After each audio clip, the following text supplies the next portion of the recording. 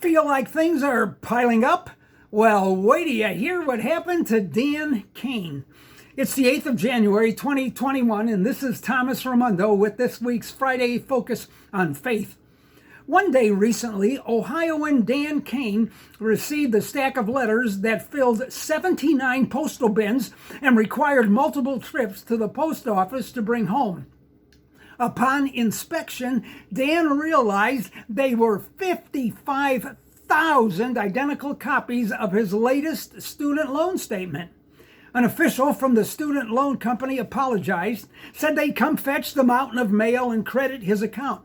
Dan told them if it happened again, he'd return to sender them all. Albeit in a different way, we all know what it's like when things are piling up. I had one of those days yesterday. I was already addressing several problems and juggling several projects, include wrapping up my preparations for a Bible conference coming up where I'm speaking several times, when I ended up on the phone in a long call with my publisher concerning some things about my book coming out in a couple months. And then, of course, our van needed some work, so it was off to the garage for that. Then it was a trip down to our internet and cable provider to work out a problem, only to get home and discover it not only wasn't worked out, it was worse. So I was then on the phone all evening, and I mean all evening, multiple calls, till they finally got the cable working. But mamma mia, they messed up the internet in the process. Eventually, a nice man named Eli fixed things, whereupon I collapsed in my lazy boy to relax watching the news on our newly revived cable. Relax? What was I thinking?